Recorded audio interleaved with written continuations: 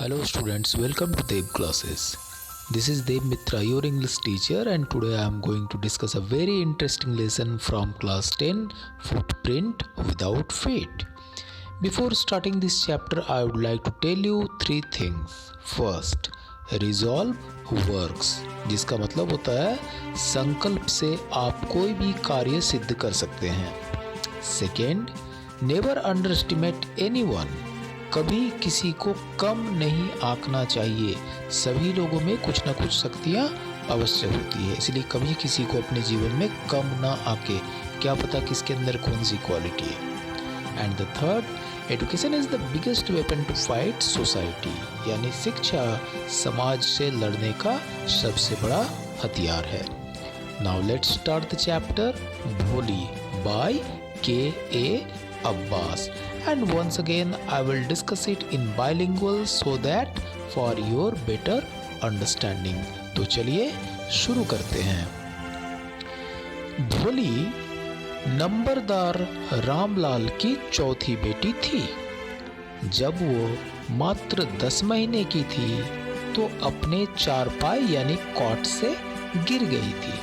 शायद उसके दिमाग का कुछ हिस्सा क्षतिग्रस्त हो गया था. सभी बच्चों में केवल भोली ही सबसे पिछड़ी थी, इसलिए सब लोग उसे भोली यानी कि बुद्धू, भोली का मतलब क्या होता है बुद्धू, सब लोग उसे भोली भोली कहा करते थे.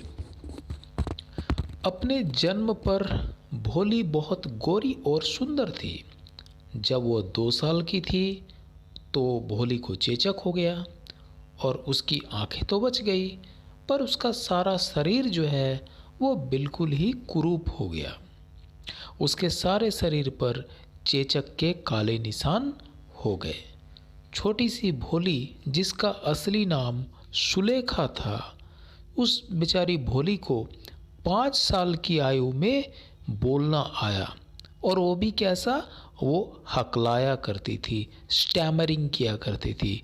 इसलिए भोली बहुत ही कम बात किया करती थी. रामलाल के 7 बच्चे थे, 3 बेटे और 4 बेटियां. भोली सबसे छोटी थी.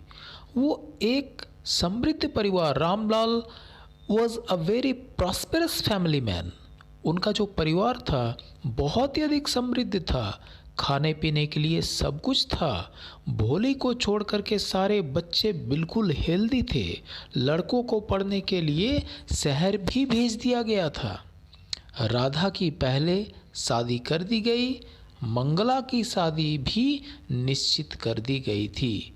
तीसरी चंपा थी. दरअसल ये सब जो है ये भोली की बहनें थी, यानी कि राधा सबसे बड़ी बहन, मंगला, फिर अंत में चंपा तीसरी बहन. भोली को छोड़कर सभी लड़कियां देखने में बहुत ही अधिक सुंदर थी और स्वस्थ थी. उनकी शादी करने में कोई परेशानी नहीं हुई. रामलाल सिर्फ भोली के बारे में भी बहुत अधिक एंग्सस यानी कि चिंतित थे, क्योंकि भोली ना तो देखने में अच्छी थी और ना ही बुद्धि में. गांव में लड़कियों का एक प्राइमरी स्कूल खोला गया था और उसके इनॉग्रेशन के लिए तहसीलदार साहब खुद रामलाल के पास आए थे. उन्होंने रामलाल को अपनी सभी बेटियों को स्कूल भेजकर एक एग्जाम्पल प्रस्तुत करने के लिए कहा. उन्होंने रामलाल से कहा कि तुम एक एग्जाम्पल बनो, कि उस ज़माने में दरअसल जो है बेटियों को स्कूल नहीं भेजा जाता था. तो उन्होंने रामलाल से कहा अपनी बेटियों को स्कूल भेजो और एक एग्जाम्पल बनो. इसमें रामलाल तहसीलदार की बात नहीं काट सके, क्योंकि रामलाल में उतनी हिम्मत नहीं थी कि वह तहसीलदार की बात को काट सकते. अगले दिन रामलाल ने भोली का हाथ पकड़ा और उसे स्कूल ले गए. भोली काफ़ी डरी हुई थी और डर से जो है बहुत अधिक जो है वो चीख रही थी. भोली वो बहुत ही खुशकिस्मत थी कि पहली बार उसे साफ सुथरा एक कपड़ा मिल गया, और वो भी कैसा कपड़ा जो चंपा पर छोटी होती थी. भोली को नहलाया गया। भोली के उलझे हुए बालों में तेल लगाया गया। भोली अब ये सोचने लगी, लगता है कि जो स्कूल जहाँ पर उसके पिताजी उसे लेकर के जा रहे हैं वो घर से ज़रूर बेहतरीन जगह है। तभी तो आज पहली बार भोली को नहलाया गया, अच्छे कपड़े पहनाए गए, बालों में तेल लगाया गया, क्योंकि इससे पहले ये सब कभी भी नहीं हुआ था। वहाँ बहुत सी लड़कियों को देखकर भोली खुश हुई, क्योंकि वे सभी लड़कियाँ भोली की उम्र की थी। भोली को लग रहा था कि शायद उन लड़कियों में से कोई एक उनकी सहेली बन जाए, उनकी फ्रेंड बन जाए। भोली दीवार पर लगी पक्षियों और जानवरों की तस्वीरों से भी बहुत अधिक प्रभावित हुई। टीचर भोली के पास आई और भोली का नाम पूछा। भोली बार बार स्टैमरिंग करते करते अपना पूरा नाम नहीं बता पाई और उसने रोना शुरू कर दिया। टीचर ने भोली को एनकरेज किया और इस बार जो है भोली अपना नाम जो है भ भ भ भ भोली उच्चारण करने में काफ़ी सफल रही। टीचर ने उसकी पीठ थपथपाई बड़े प्यार से और उसे विश्वास दिलाया कि वह और सभी की तरह जल्दी ही बोलना सीख जाएगी। और टीचर ने यह भी कहा कि उसे रोज़ स्कूल आना है, और भोली ने यस में आंसर भी दिया। भोली खुद इस बात को लेकर के काफ़ी हैरान थी कि वो कैसे बात कर पा रही है टीचर के साथ। टीचर ने उसे विश्वास दिलाया कि 1 महीने के अंदर ही वह दूसरे स्टूडेंट्स की तरह पढ़ने लायक हो जाएगी और बोलने लायक भी। समय रहते वो गांव के सबसे एडुकेटेड लड़की हो जाएगी। फिर कोई उस पर हंसने की हिम्मत नहीं करेगा। ये बातें सुनकर के भोली का हार्ट एक नया, एक होप, एक एक्सपेक्टेशंस के साथ जो है धड़कने लगा। और आखिरकार समय के साथ जो है भोली अपनी पढ़ाई करती चली गई और आखिर एक खाते पीते दूल्हे से भोली की शादी करने का प्रस्ताव आया। उसकी एक बड़ी दुकान थी जिसके साथ भोली की शादी होने वाली थी। अपना एक मकान था और बैंक में कई हजार रुपए भी थे। वह दहेज की भी मांग नहीं कर रहा था। दूल्हा लगभग भोली के पिताजी की उम्र का था और एक पैर से वो लंगड़ाता भी था, यानी कि लेम था। उसकी पहली पत्नी से पैदा हुए बच्चे भी काफ़ी बड़े हो गए थे। सारी चीज़ें भोली के माँ बाप को पता था, फिर भी वे खुश थे कि वो भोली का शादी विशंबर नाम के इस आदमी के साथ करने जा रहे हैं, जिसकी एक दुकान है और एक पैर से लंगड़ा है और कुछ पैसे भी उसके बैंक में रखे हुए हैं। भोली का दूल्हा यानी कि ब्राइड ग्रूम विशंबर एक अच्छा पंसारी यानी कि एक बहुत अच्छा ग्रोसर, राशन दुकान वाला था।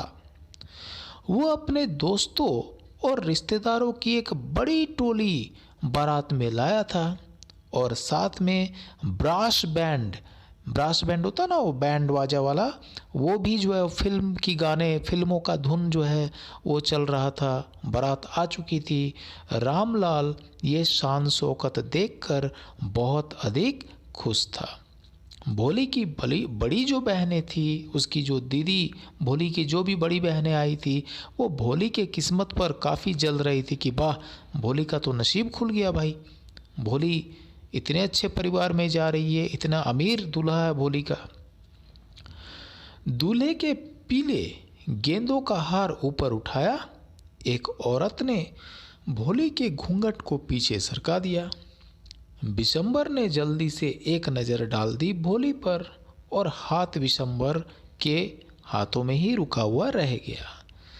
विशंबर चिल्लाया कि भोली के चेहरे पर तो चिकन पॉक्स यानी कि चेचक के निशान है।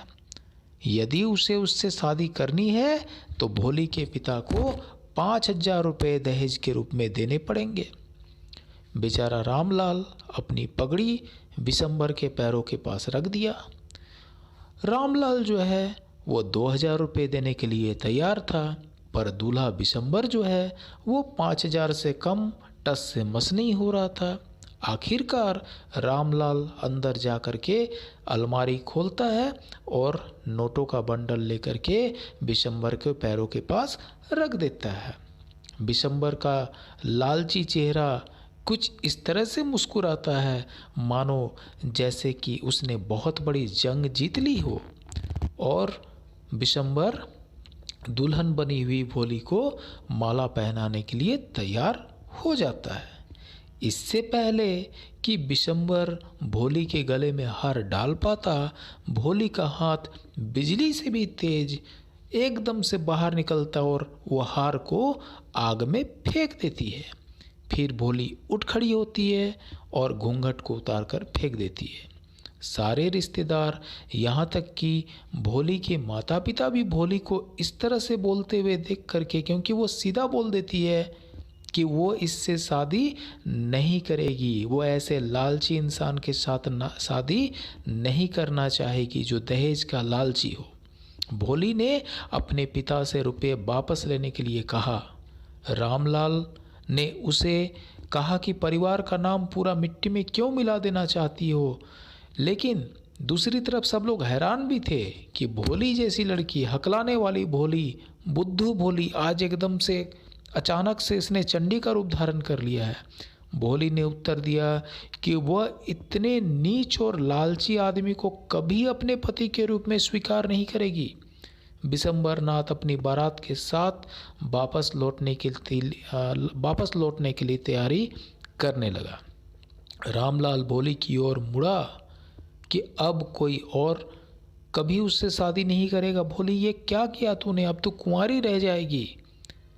तभी भोली ने, यानी कि सुलेखा ने, एक बहुत ही कन्फर्म कांस्टेंट आवाज़ में कहा कि उन्हें इसके बारे में चिंता करने की कोई ज़रूरत नहीं है। वो अपने माता पिता की बुढ़ापे में सेवा करेगी और वह उसी स्कूल में पढ़ाया करेगी जिस स्कूल से उसने इतना कुछ सीखा। भोली की टीचर भी एक कोने में खड़ी थी और सारा नाटक वो देख रही थी। उसने भोली का हिम्मत बढ़ाया और कहा, बिल्कुल निस्संदेह। तो यहाँ पर कहानी हो जाती है ख़त्म। And once again, for your better understanding, I would like to tell you that this is a simple story and basically I hope you have understood. Thank you. Bye.